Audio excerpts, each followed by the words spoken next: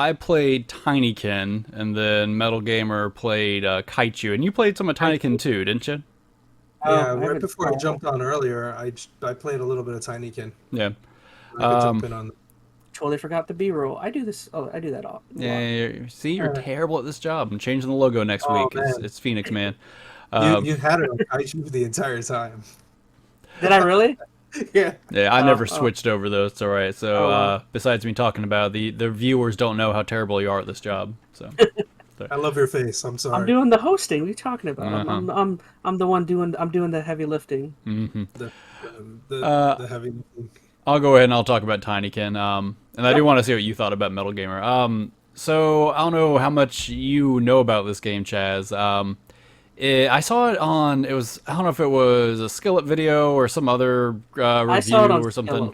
Skillet. But this was getting a lot of critical praise, and they're like, "Oh, it's like a new Pikmin style game." I And heard about it. I haven't been too big on Pikmin games. I played some of them, here and there, and liked them well enough. So I don't have a huge background with it. Probably the most Pikmin-like game I've ever played is probably Overlord, which I love those games. For you, For the master. for the master. So I don't know, and it just seemed like a pretty chill game. It has a pretty cutesy art style. I'll switch over to the B-roll while you're playing it.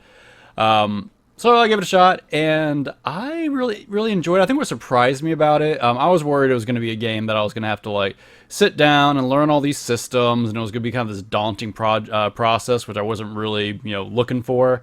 This was like the easiest game to play, and I don't mean that from like a difficulty standpoint. I just mean the gameplay and the level design is done so well. Like your movement and what you do in the game just comes so naturally. I remember when I went into like the first like main world, I felt pretty intimidated at first because you look over, it's kind of this large kind of like hub world, almost like I'm trying to think of a game that has like similar environments. Think like a big collectathon platform or like a Banjo Kazooie kind of thing, like where you have the whole environment kind of set out and you can see the collectibles everywhere. And like harking back to those games, those are pretty daunting games. You think about going through each level and figuring out how to get each piece. This game is not like that at all. Like as soon as you start moving through a level, you just naturally start doing things, and the game, I should say, the level design just pulls you to the next thing. And It like almost sounds like what is it, Katamari Damacy, where like it's you very kind of just find fluid. yourself moving around and you're just doing stuff without even noticing you're doing. Yeah, and I mean, there's clearly. I mean, I probably went through things a little too quick. Like I skipped a lot of the dialogue, which I actually was appreciative of. I didn't want to sit there and read everything. But yeah, you just kind of move through the game. Like you see an objective or something cool off in the out there somewhere, and you just start going towards it. And then something pops up. You're like, oh, I'm going to deviate this way, and that's totally fine. Like you go a certain direction, you complete the side objective, and the level design like pulls you right back to where you were. Like it unlocks a shortcut, so you immediately pop right back. So you're never like punished or for taking a detour or something. The game just flowed really, really well because I thought Yeah, to honestly, hear Wendy's. oh, I cut off the B-roll already, so It's no fine. free advertisement for Wendy's. Wendy's took over. Ooh, a frosty sounds good. But anyway, yeah, it was a pleasant surprise. I was expecting maybe play the game for like an hour, hour and a half, and be like, oh, all right, I got a feel for it, and probably never complete it. I Hmm. played the whole game in like two sittings. It's not a long game. It's like I think it'd be like 6 hours or something, but it just flowed so well. I mean, as it's not a real long game. There is a bit of a story there, and it takes a couple of twists when you start digging into it, which is, for those who care about an interesting narrative, there's something there. But it was a fun little distraction. Definitely recommend it. What were your thoughts on it, Metal? When you recommended it to me earlier, and I said, you know what, let me give this a shot. So after I played Kaichu, I decided to try out Tinykin, and it was at first when I saw it, I was like, oh, here comes another Pikmin kind of game. Hmm. But what I do like about it, and you did tap on a couple of things, was the simplicity of gameplay. It was the first level is how to teach you how to play. I went through that quickly, but because of how quickly it went, I was able to get the controls really quick, which is really nice. Um, I think that's the main first level. As you run through the first level, you run around, you look at things, and then you kind of like, you already get introduced to like two different, I don't even know what the hell you call The those things. Tinykin? Yeah, the Tinykin. You get introduced to two different types, and how you go from one area to another is very, very interesting and very, very fun. Actually, they give you a lot of good ways to utilize this current skill set for the level that you're in currently, and they don't make it hard for you at all. What's nice I think too what was is like I don't know. yeah, Did you unlock the green Tinykin? Did you get that far? I didn't get to do the green ones yet. I just got the bombs, Okay. red one. Yeah, so And after a what while, some of the Tinykin you unlock end up being like basically forms of mobility too. Like the Tinykin ones, you basically make a little ladder, you can climb up and jump stuff. So you use them, of course, to collect things, but you end up using them as like a form of locomotion as you move through a world. Like you're just running along, you want to get more distance on a jump, you just build a little ladder. Like it's like seamless. You just hold down one button and you just leap off them. So everything that's if I could pick one word to kind of throw at this game, it'd just be fluid. Like everything about it just goes really smooth. The controls, you're right, were really easy to pick up. Which you think you have like 5, 6 different little characters you have to figure out how to utilize.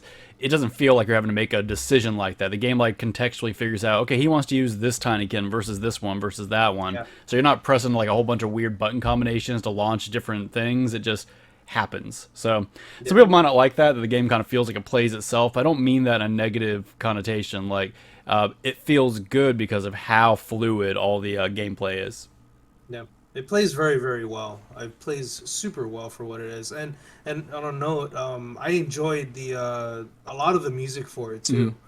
The music was very interesting and very like happy.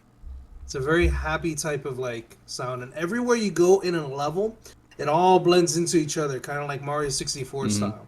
So as you go into like this little cathedral, and you go from the cathedral to outside, and from outside you go into like the bar.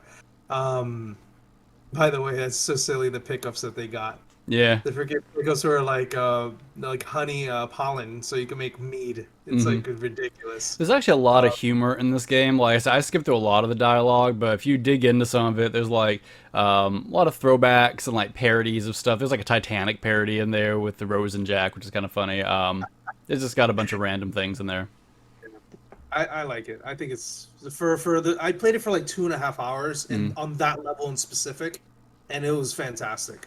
I almost didn't want to get off. I realized how long I'd been sitting on the couch for playing this game. And Yeah, if you're looking for a palate cleanser, Chaz, between God of Wars, check that out. It's free on Game Pass right now. I mean, free Game Pass, but it's accessible. So I guess what you guys are saying is when it comes to quality, this game is not tiny. I'm getting rid of your face again. Make his face tiny. It is. I can make his face tiny. No, I'm not gonna do it. That is an interesting recommendation because honestly, I was thinking about playing. I kind of want to play Dreamlight Valley, which we'll probably end up talking about later on in this episode. But I don't know. Looking for something to replace Animal Crossing since I stopped playing that, and I don't know. Maybe I'll consider that versus what is this Tinykin? I almost said Pikmin. Well, I mean, I don't know, like, if you're trying to plow through all the God of Wars, just kind of knock them out. Like, if you get into that Disney game, if it's anything like Animal Crossing, you're going to dig or sink more time in probably than you want to. This is a game that you're not going to sink more than enough time to get through the levels. Like, it's 5-6 hours if you, like, collect almost everything, and then you're done. Like, you don't feel like you have to go back and replay anything. So if you just want something you can easily digest and feel like you completed it and move on, this is a good recommendation. Honestly, that's why I liked that one. What was that whole game where you played as a whole and you sucked up? Donut County. Donut County. I really enjoyed that because that was like what, an hour and a half, and it was easy. Puzzles weren't all that intricate. Something like another game we like is was it Little Inferno? I think it was called. No, I remember that one. Yeah. I forgot about that game. A couple hours long, but knock everything out, and it's fun to kind of see how things react. Yeah.